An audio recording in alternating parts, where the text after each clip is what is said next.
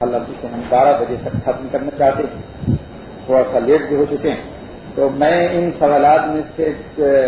کچھ سوالات کوشش یہ کروں گا کہ جو کئی سوالات خواتین کی طرف سے آئے ہیں ان کو جمع کر دیا جائے ایک سوال میں، اسے جسٹس صاحب کی خدمت میں پیش کروں گا تاکہ وہ اس کا جواب دے سکیں۔ ایک خواتین کے سیکشن سے ایک سوال یہ آیا ہے کہ پاکستان کے حوالے سے اسلامی معیشت کے نفاذ میں حقیقی رکاوٹیں ہے کیا ہیں؟ یعنی لوگ اس کا مطالبہ بھی کر رہے ہیں اور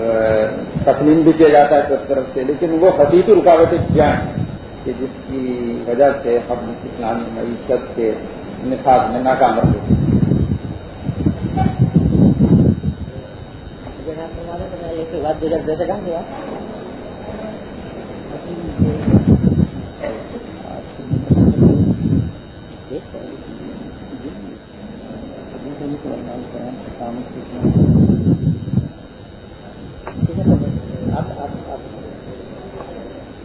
یہ بڑا اچھا اور اہم سوال ہے، اور جو وہ سوال ہے جو ہم سب کے ذہنوں میں بار بار اٹھتا رہتا ہے کہ پاکستان میں اسلامی معیشت کے قیام کے راستے میں حقیقی رکاوٹیں کیا ہیں۔ واقعہ یہ ہے کہ یہ رکاوٹیں متعدد ہیں اور ان کی تفصیل بھی وقت چاہتی ہے، لیکن مختصراً میں یاد کروں گا کہ سب سے بڑی رکاوٹ اسلامی معیشت کے نفاذ میں وہ اسلامی معیشت سے ناواقفیت۔ لوگ جانتے نہیں کہ اسلامی معیشت کیا ہے اور اسلامی معیشت کے تقاضے کیا ہے اور اس کے نافذ کرنے کا طریقہ کار کیا ہے۔ یہ ناواقفیت سب سے بڑی رکاوٹ ہے۔ اور جیسا میں نے ابھی عرض کیا تھا کہ ہماری شامت اعمال سے صورتحال یہ ہے کہ ابھی تک پوری دنیا میں ہمارے سامنے کوئی ایسا ماڈل نہیں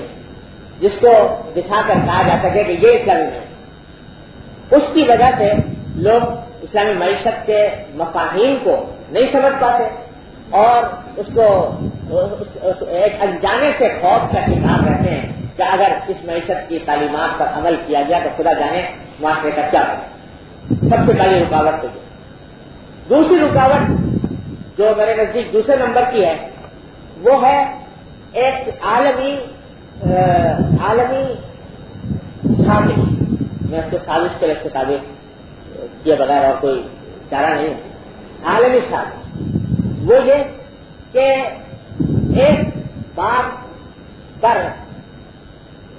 ساری غیر اسلامی دنیا متفق ہے، اور وہ یہ جو اقبال نے اپنی نظم میں کہی تھی ابلیس کی مجلس شورا میں،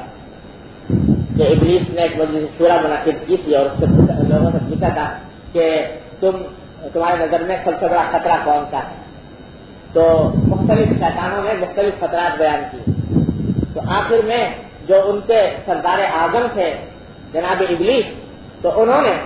آخر میں جا کر یہ فیصلہ سنایا کہ تمہارا سب کا خیال غلط ہے،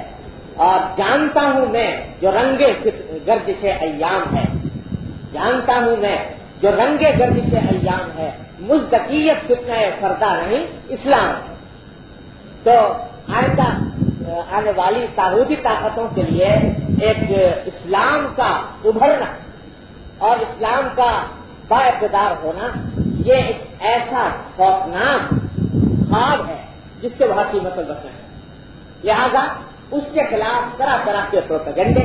طرح طرح کی تشہیرات پورے عالم اسلام کے اندر پھیلائی گئی ہیں، اور اس کے نتیجے میں خاص طور سے وہ لوگ جن کے ہاتھوں میں زمام اقتدار ہے وہ ان پروپیگنڈے سے متاثر ہوتے ہیں، اور متاثر ہونے کی وجہ سے اس اسلامی معیشت کو صحیح طور پر نافذ کرنے سے ڈر۔ تو دوسری بڑی وجہ یہ۔ تیسری وجہ یہ ہے کہ اسلامی معیشت کو بحیثیت ایک نظریے کے، جیسا میں نے ابھی آپ کے سامنے مختصراً عرض کیا، یہ تو پیش کیا گیا ہے، لیکن اس کی تفصیلات اور قانونی شکل میں اور مدون شکل میں مرتب کرنے میں مسلمانوں سے ابھی تک کوتاہی ہوئی۔ یہ ضروری تھا کہ ہم اپنے ان تعلیمات کو ایک قابل عملی نمونے کے طور پر مرتب و منظم کریں، یہ کام الحمدللہ شروع ضرور ہوا ہے، لیکن اس میں ابھی بہت کچھ کرنا باقی ہے۔ اور سب سے بڑی بات چوتھی وہ یہ ہے کہ عزم اور ہمت کی کمی ہے اور ایمان کی کمی ہے۔ اس کی کمی اگر دور کر لی جائے تو ساری رکاوٹیں آرام سے دور ہو جائیں۔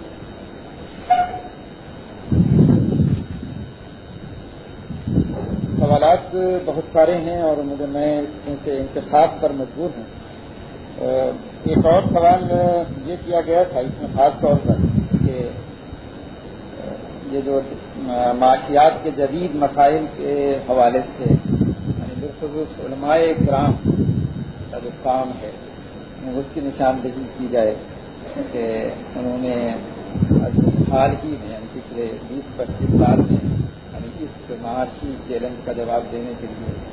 جو کام کیا اور خصوصاً طالبات یعنی وہ شاید مختلف بھی ہونا۔ جیسا میں نے عرض کیا کہ اگرچہ ابھی بہت کچھ کام کرنا باقی ہے، لیکن علماء کرام کی طرف سے اسلامی معیشت کے میدان میں اب تک جو کام سامنے آیا ہے وہ بھی بہت بڑا جلیل القدر کام، اور اس میں نہ صرف یہ کہ اسلام کے معاشی تعلمات کی تصوراتی تشریح و تعبیر ہے، بلکہ اس کو عملی شکل میں کس طرح نافذ کیا جائے گا،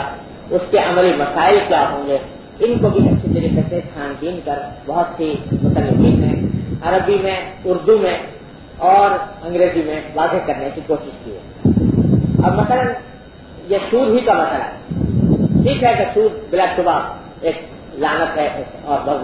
بڑا حرام ہے جس سے اپنی معیشت کو چھٹکارا دلانا لازمی ہے، لیکن سوال یہ پیدا ہوتا ہے کہ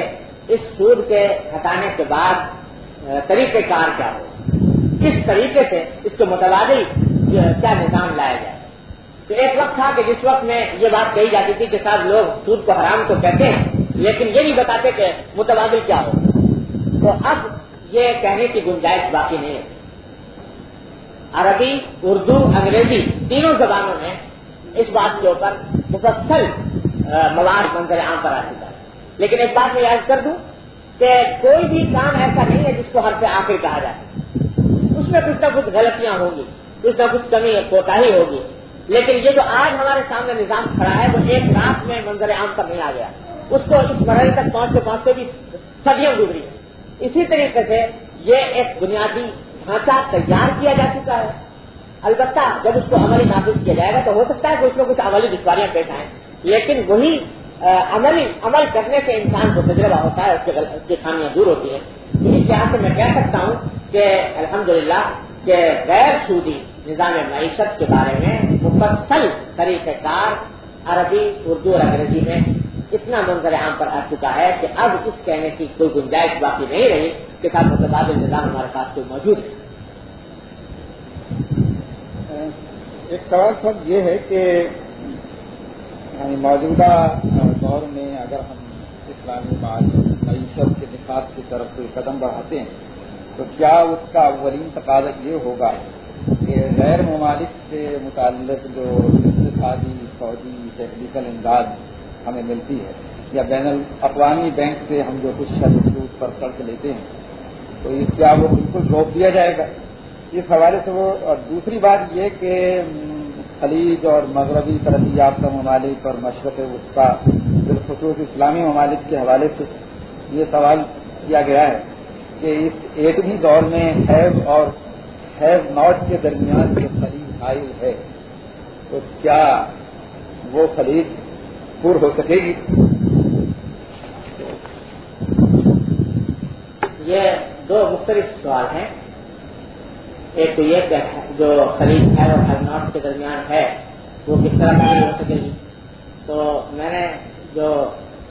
گفتگو اس وقت اسلامی معیشت کے بنیادی تصورات سے متعلق کی ہے اس میں اسلام کی تعلیمات کا ذکر کیا ہے، 3 قسم کی تعلیمات کا، ایک دینی اور ایک اخلاقی اور ایک قانونی۔ تو اسلام کی جو دینی اور اخلاقی تعلیمات وہ جس طرح ان 4 مسائل کو حل کرتی ہیں جن کا ذکر میں نے کیا تھا، انہی میں سے آمدنی کی تقسیم، ڈسٹریبیوشن آف انکم کا مسئلہ بھی انہیں 4 مسائل میں سے میں شامل ہے، اور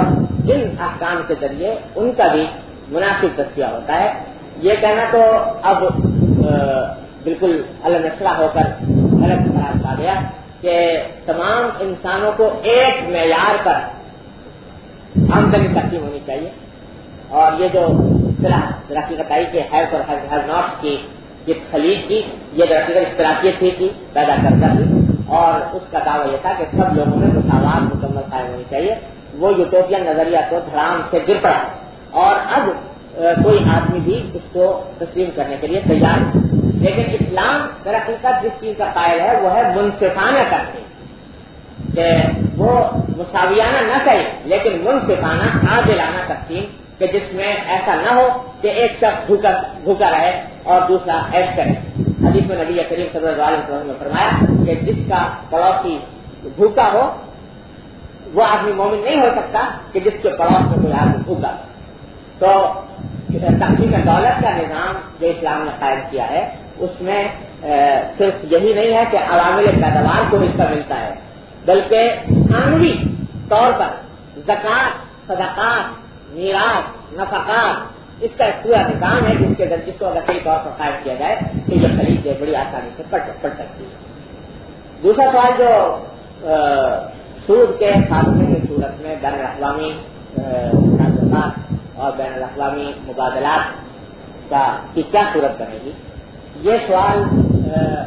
کوئی شک نہیں کہ اہم سوال ہے، اور اس کا میں اس وقت بہت حتمی جواب اس لیے نہیں دے سکتا کہ یہ مسئلہ میرے سامنے شریعت اپیلیٹ بینچ سپریم کورٹ میں شاید آنے کی توقع ہے، اور میں اس کو پریجج نہیں کرنا چاہتا، لیکن جہاں تک اصول کا تعلق ہے وہ یہ کہ شریعت میں کوئی مسئلہ ایسا نہیں ہے جس کا حل موجود ہے۔ اللہ تبارک و تعالیٰ نے جس دین کا ہم کو پابند بنایا ہے تو یہ ایمان ہم میں سے ہر شخص کے دل میں ہونا چاہیے کہ جب کسی چیز کو شریعت نے اگر منع کیا تو یہ نہیں ہو سکتا کہ اس پر عمل کرنا ممکن ہے۔ اگر اس پر عمل کرنا ممکن نہ ہوتا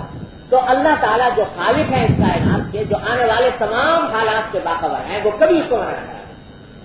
تو اس ایمان کے ساتھ جب ہم ان مسائل کو تلاش کریں گے تو یقیناً اس کا انشاءاللہ حل نکلے گا۔ یہاں کے حاضرین میں سے یہ خواہش ظاہر کی گئی ہے کہ سوالات ظاہر کرنے کی اجازت دی جائے، تو حافظ احسان اللہ صاحب بھی سوال کرنا چاہتے ہیں۔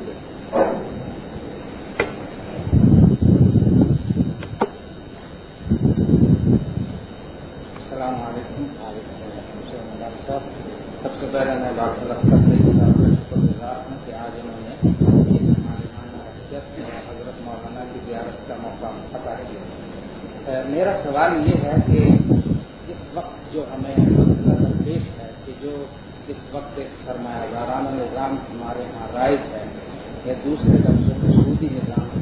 تو جب تک اسلام کا وہ تصور معیشت جو آپ نے بیان فرمایا جب تک وہ قائم نہیں ہو جاتا تو اس وقت وہ اہل ایمان جو اس معیشت کی شرعی خرابیاں ہیں ان سے بچنا چاہتے ہیں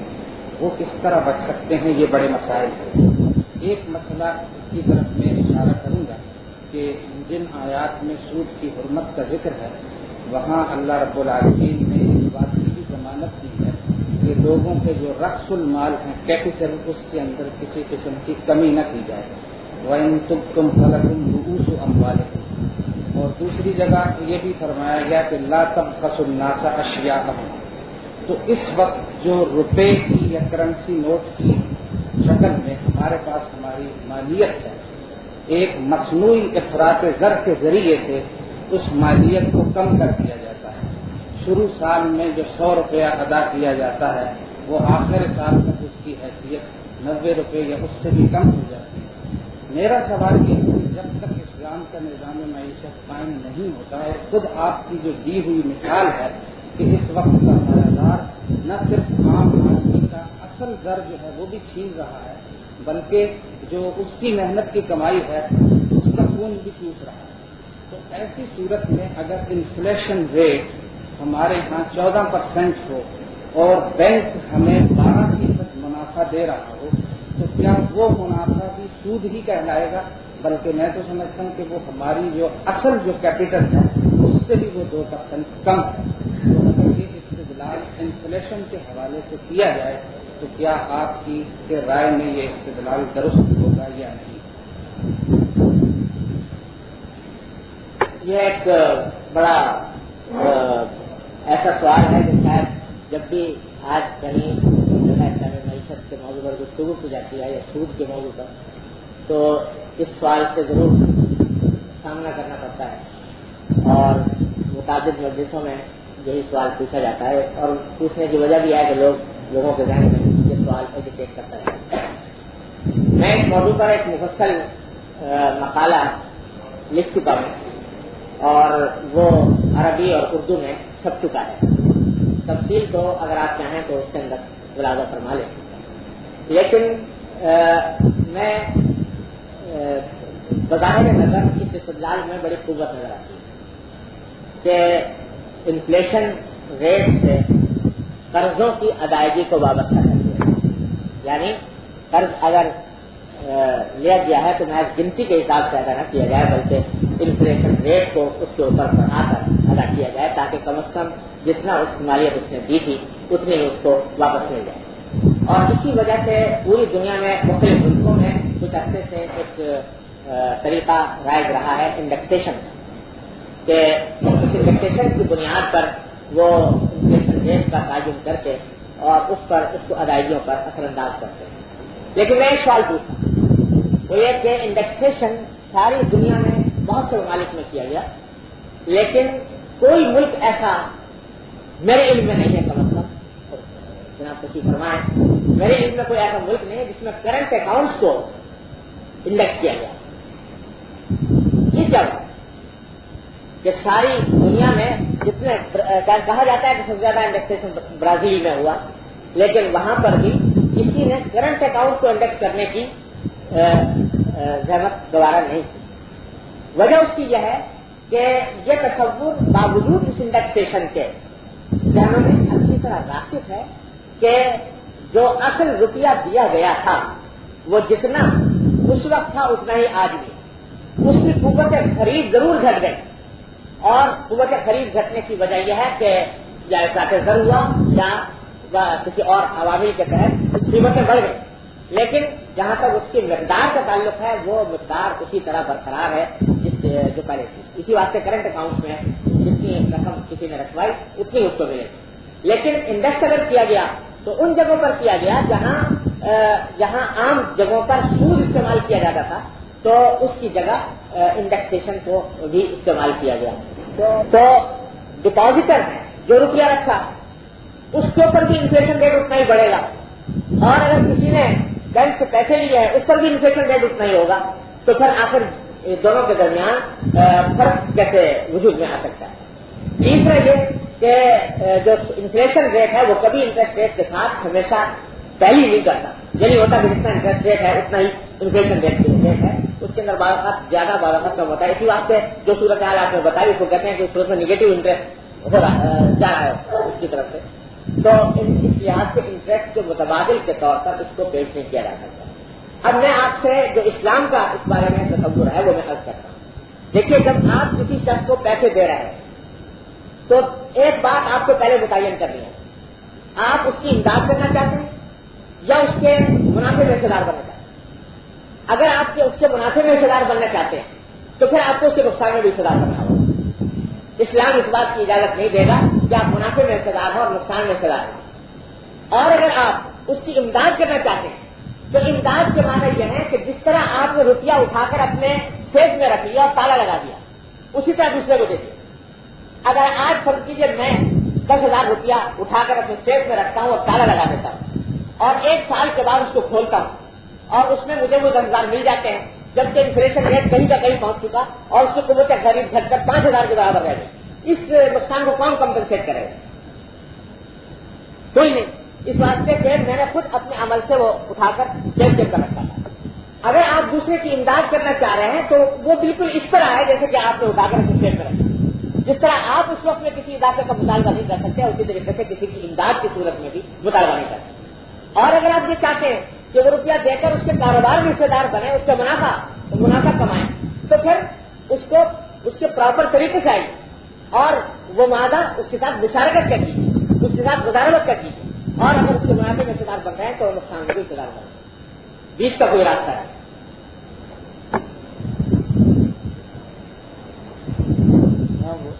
وقت حکایت ہمیں مجبور کر رہی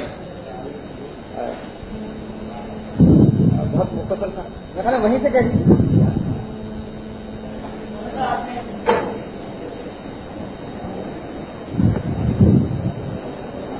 اسلامی معیشت کا اصول یہ بتایا تھا آپ نے کہ مارکیٹ میکینزم، اس میں حدیث کا ایک ٹکڑا بھی آپ نے پیش کیا تھا کہ لوگوں کو چھوڑ دو تاکہ ان میں سے بعض کے ذریعے اللہ بعض کو رزق دے گا، اور پھر آپ نے یہ تیسرا اصول تیسری پابندی بتائی، وہ بتائی قانونی پابندی، یہ اولو الامر جو ہے وہ قانون سازی کریں گے، اور مثال میں آپ نے ایک تھوڑی سی مثال دی، خربوزے بھی پابندی لگا دے، اور جدید دور کے اندر زیادہ جو حکمراں آئے گا اور وہ پارلیمنٹ ہوگی اور وہ جو پابندیاں لگائے گی تو وہ پھر مارکیٹ میکینزم اور جو لوگوں کو چھوڑ دینے والا مسئلہ اس میں کیسے تبدیل ہو سکے؟ بہت اچھا سوال، ماشاء اللہ بڑا اچھا سوال کیا۔ واقعات یہ سوال پیدا ہونا چاہیے تھا کہ ایک طرف حدیث میں یہ کہا گیا ہے کہ لوگوں کو چھوڑ دو کہ اللہ تعالیٰ بعض کو بات کرے، جس کا معنی یہ ہے کہ پرائیویٹ انٹرپرائز اور فری انٹرپرائز کی حوصلہ افزائی اسلام نے کی ہے، لیکن اس کے ساتھ ساتھ قانونی پابندیوں کی بھی اجازت دی۔ تو اس کا جواب یہ ہے کہ در حقیقت قانونی پابندیاں اسی وقت جائز لگانا جبکہ ایک شخص کی آزادی دوسری کی آزادی سلب کر رہی ہے، جیسا میں نے کیا، جب ایک شخص کو آزاد چھوڑنے کے نتیجے میں دوسرا آدمی پابند ہو رہا ہے یا اس کی آزادی سلب ہو رہی ہے، تو اس وقت اسلام نے اجازت دی ہے کہ آپ قانونی پابندی عائد کر کے اس کی آزادی کو اس طرح نیچے لا سکتے ہیں کہ جس سے دونوں کے درمیان ایک توازن پیدا ہو۔ اس کی ایک مثال دیتا ہوں کہ یہ بات جو آپ نے ارشاد فرمائی تھی در حقیقت ایک خاص سیاق و سباق میں ارشاد کرنا کہ ایک مرتبہ مدینہ منورہ میں لوگوں نے محسوس کیا کہ اشیاء کے اندر کی قیمتیں کچھ بڑھ گئی، تو بعض صحابہ کرام نے آ کر نبی کریم صلی اللہ علیہ وسلم سے عرض کیا کہ یا رسول اللہ آپ قیمتیں مقرر فرما تاکہ لوگ اس سے زیادہ قیمت کا مطالبہ نہ کریں، جس کو اصطلاح میں تسعیر کہا جاتا ہے عربی میں، لیکن پرائز کرتے اس کا مطالبہ کیا، تو اس پر حضرت صلی اللہ علیہ وسلم نے فرمایا کہ ان اللہ هو القابض الباسط الرازق، کہ اللہ تعالیٰ ہی کمی کرنے والا اور کشادگی کرنے والا ہے، وہی رزق دینے والا ہے، اور میں نہیں چاہتا کہ کسی کے اوپر ظلم کروں اور ظلم کے ساتھ ہو سکے۔ اسی میں بعض روایتوں کا نظر آتا ہے کہ آپ نے فرمایا کہ لوگوں کو چھوڑ دو کہ اللہ تعالیٰ ان میں سے بعض کو بعض کے ذریعے رزق دے، تو آپ نے محسوس فرمایا کہ جو قیمتیں بڑھی ہیں یہ در حقیقت جو بازار کا جو فکری تقاضا ہے اس کے مطابق بڑھی، لہذا اس میں اب میری میں مداخلت کر کے اس کو اگر کم کروں گا تو یہ مناسب نہیں ہوگا، یہ لہذا عام حکم یہ ہے، اسلامی حکومت کا اسلامی معیشت کا اصل تقاضا یہ ہے کہ کوئی پرائز کنٹرول نہیں، بلکہ وہی مارکیٹ فورسز جو ہیں وہ آپس کے آزادانہ انٹریکشن سے پرائسز ڈٹرمن کریں، اصل اسلامی تقاضا یہ ہے۔ لیکن جب کسی کو آزاد چھوڑنے کے نتیجے میں منافلی قائم ہو، اجارہ داری قائم ہو، اور اجارہ داری کے قائم ہو جانے کی وجہ سے جو قیمتیں متعین ہو رہی ہے وہ آزاد رسد و طلب کے ذریعے نہیں ہو رہی بلکہ ایک آدمی کی یک طرفہ طور سے ہو رہی ہے، تو اس صورت میں اسلام نے اجازت دی ہے قانونی پابندی عائد کرنے، اس میں دونوں طرح ہے، قیمت بڑھانے میں بھی اور گھٹانے میں بھی۔ حضرت فاروق اعظم رضی اللہ تعالیٰ عنہ ایک مرتبہ بازار کے مشاہدے کے لیے نکلے تو دیکھا کہ ایک شخص بیٹھا ہوا بہت سستے داموں ایک چیز بیچ رہا ہے، بہت سستے داموں، اتنے سستے داموں بیچ رہا ہے کہ جو دوسرے بیچنے والے ہیں وہ بیچارے خالی بیٹھے ہیں اور ساری مخلوقات اسی کے پاس ٹوٹی بڑی ہے۔ حضرت عمر نے محسوس کیا، غالباً یہ محسوس کیا ہوگا کہ یہ شخص کو کہیں مفت سے یہ دولت کھاتا ہے، یہ میرا خلاف مل گئی ہوگی یا کسی طرح، تو یہ اتنے کم داموں میں فروخت کر رہا ہے کہ جس کی وجہ سے ان کا بازار خراب ہو رہا ہے، تو ان کی کاسٹ سے بھی نیچے فروخت کر رہا ہے، وہ اس پر فروخت کرنے میں قابل نہیں، تو فاروق اعظم پہنچ گیا اور جا کر کہا کہ یا تو اپنے دام بڑھاؤ ورنہ بازار کو چھوڑ دو، اس بازار میں کوئی بیٹھے۔ تو وہاں اس موقع کے اوپر حضرت فاروق اعظم نے مداخلت کی، ایسے وقت مداخلت کی جہاں جو آزاد معیشت کا جو بنیادی تصور ہے رسد و طلب کی کہ آزاد انٹریکشن وہ ختم ہو رہا تھا تو اس وقت میں قانونی مداخلت کر کے حضرت فاروق اعظم نے قیمت کو بڑھا دیا.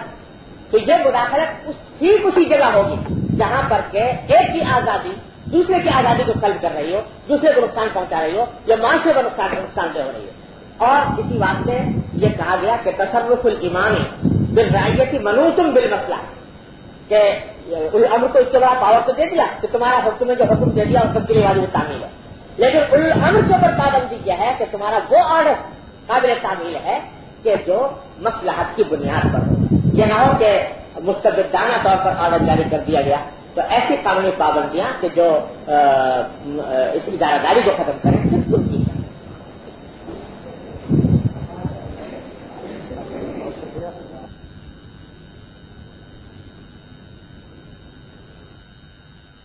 مزید ویڈیوز کے لیے ہمارے چینل ہاؤس آف اسلام کو سبسکرائب کرنا نہ بھولیں. شکریہ.